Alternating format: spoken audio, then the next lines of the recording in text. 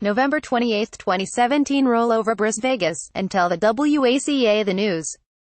Australia's coach Darren Lehmann has declared Adelaide Oval under lights to be the fastest pitch in the country, adding further ammunition for a pace attack intent on bouncing England's middle order and tail into submission opposite the considerable wiles of Nathan Lyon. No Australian team coached by Darren Lehmann has been handed a curfew, and he is not about to impose one now. As England continued to squirm over Australia's use of the Jonny Bairstow-Cameron Bancroft incident to discomfort the tourists, Lehmann responded to reports that Joe Root's team may be asked to ensure they are back in their hotel by midnight by saying such restrictions would never be imposed on his.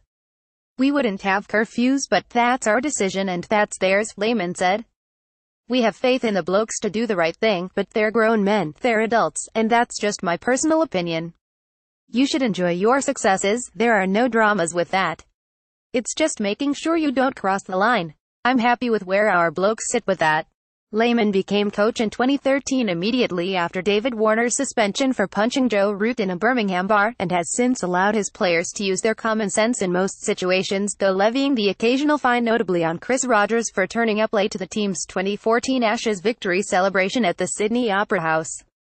The Ashes series leaders will wait until later in the week to decide whether any of Mitchell Starc, Josh Hazlewood or Pat Cummins are in need of rest after the Gabba test, in which case the post will be filled by Chad Sayers. Either way, Lehmann said that the uncertainty created by a moving pink ball, ostensibly suited to James Anderson and Stuart Broad, will be counterbalanced by extra zip off the surface that can aid the short-pitched attack telegraphed in Brisbane. Starc had noted during the first test that he wanted to bowl at England on a faster surface than the uncharacteristically docile Gabba had been. Lehmann, present in Adelaide for both the South Australia vs New South Wales match, in which Sayers sorely tested Stephen Smith and David Warner, and the tour match in which England got acquainted with the Oval's nocturnal conditions, said that when the sun went down and the floodlights were turned on, that is exactly what Adelaide would become. "It's a fascinating test match, there's a lot of talk about it'll seam and it'll swing," Lehmann said on Tuesday as the teams travelled from Brisbane to Adelaide. "The ball stays pretty good, but you can make runs if you play well as per normal. And it is quick enough at night, probably the fastest wicket around Australia at night, so that's going to be interesting, how it plays. Bowling short certainly hasn't changed from 4 years ago. It's a bit different in Australia than England, where grounds are smaller and you can't really get away with it. On bigger grounds you can. So that's one for us that we see as an advantage. They did it quite a lot to us as well. It's a ploy a lot of people do now. At the back end, when the wicket quickened up and we could go after them a bit harder, was helpful. That's the blueprint. It's no secret we're going to attack their middle and lower order like that. You're more comfortable in your preparation having played day-night tests before, you know what you have to do to get ready. So the lead-in is a lot more normal for us than other teams having done it twice. This is the third time, so pretty comfortable where it sits. In terms of preparation and all that, we'll be fine, it's just which team adapts the best, I suppose."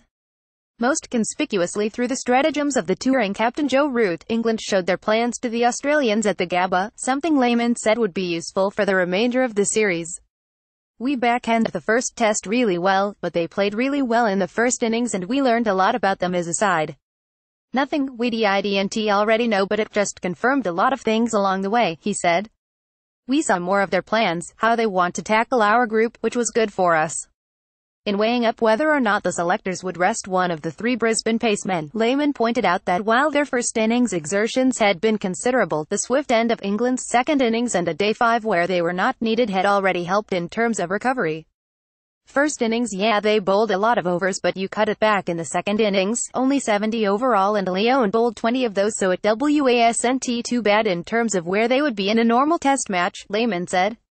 "Well, just wait and see how we go at training over the next couple of days. If they get through, then I think we'd be very similar, but we'll have to wait and see the wicket. It's just how they've recovered. As long as they get through main day Thursday, they're all good."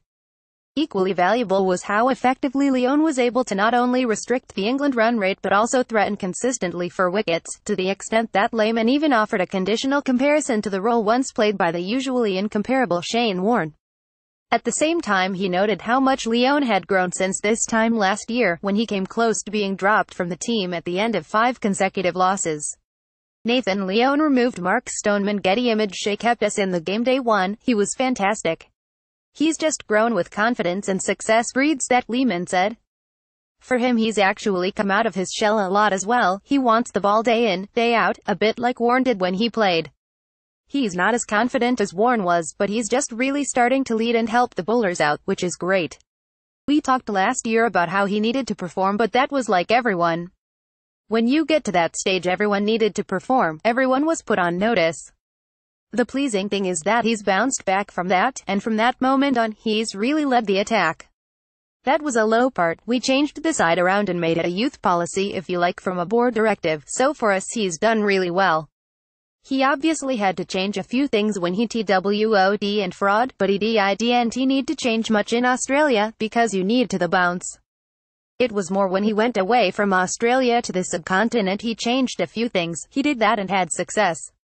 So he started to believe he could change when he needs to, which is important. Nevertheless, Lehman said the Australian selectors were still on the lookout for an all-rounder of quality to ease the load on the rest of the attack while also making substantial middle-order runs. He was happy to hear that Mitchell Marsh is soon to resume competitive bowling after shoulder surgery, while Marcus Stoinis is also thought to be in calculations. You'd always like one, Lehman said. At the moment, some of the all-rounders aren't knocking down the door like they should be.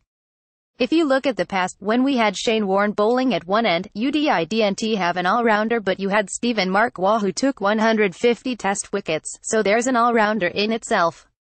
They're just handy when you have that long second innings more so than not, and if you get an injury during the game. At the moment it's okay, but you certainly look at it.